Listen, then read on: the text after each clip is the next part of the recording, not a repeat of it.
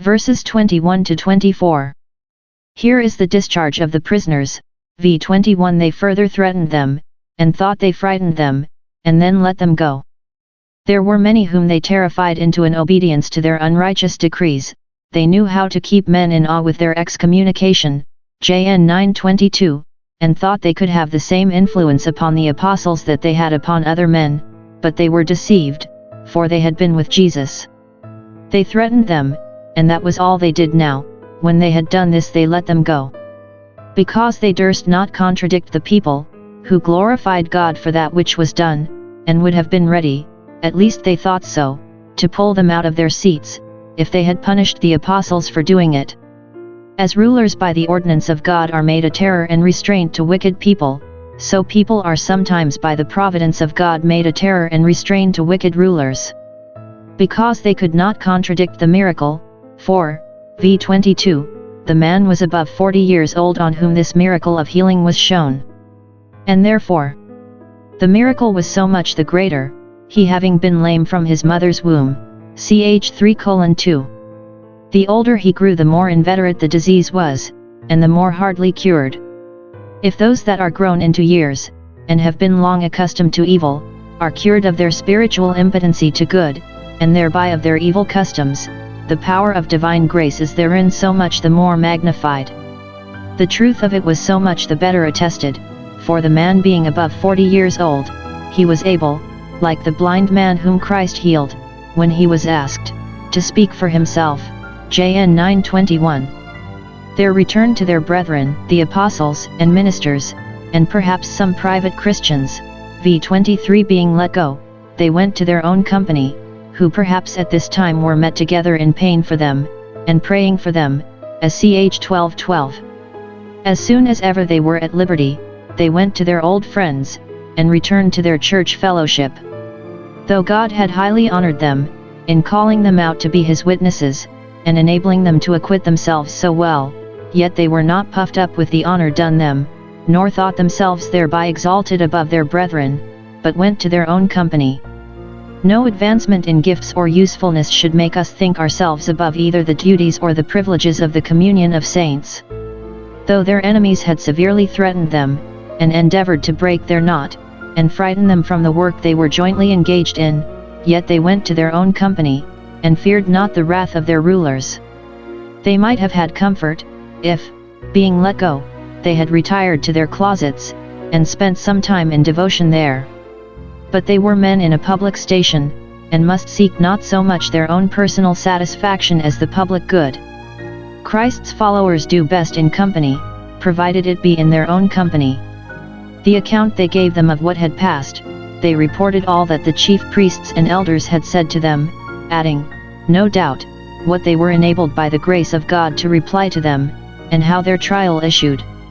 They related it to them, that they might know what to expect both from men and from God in the progress of their work. From men they might expect everything that was terrifying, but from God everything that was encouraging. Men would do their utmost to run them down, but God would take effectual care to bear them up. Thus the brethren in the Lord would wax confident through their bonds, and their experiences, as Philosophy 1:14. That they might have it recorded in the history of the Church, for the benefit of posterity, particularly for the confirmation of our faith touching the resurrection of Christ. The silence of an adversary, in some cases, is next door to the consent and testimony of an adversary.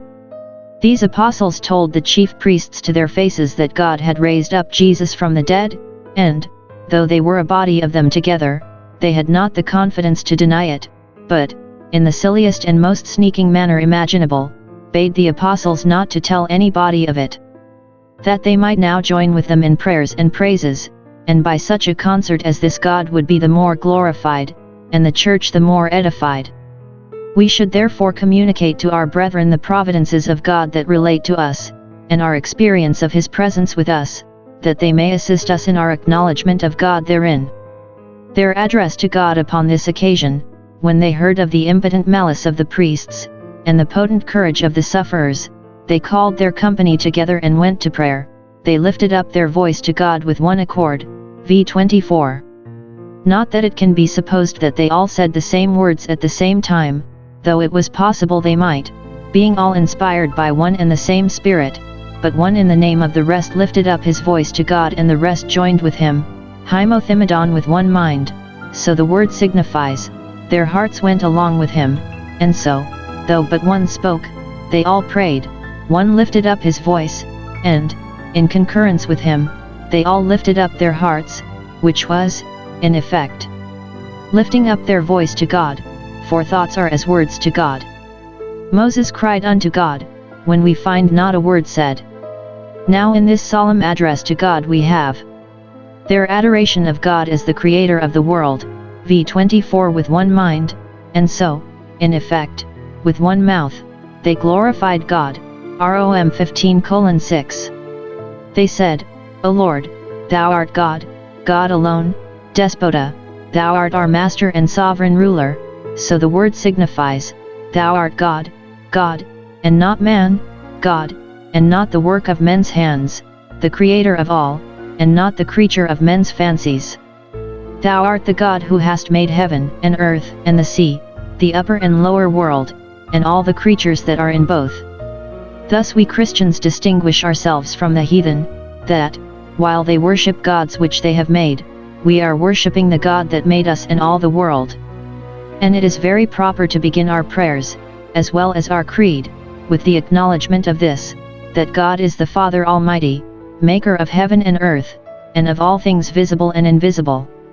Though the apostles were at this time full of the mystery of the world's redemption, yet they did not forget nor overlook the history of the world's creation, for the Christian religion was intended to confirm and improve, not to eclipse nor jostle out, the truths and dictates of natural religion. It is a great encouragement to God's servants, both in doing work and suffering work, that they serve the God that made all things, and therefore has the disposal of their times, and all events concerning them, and is able to strengthen them under all their difficulties. And, if we give him the glory of this, we may take the comfort of it,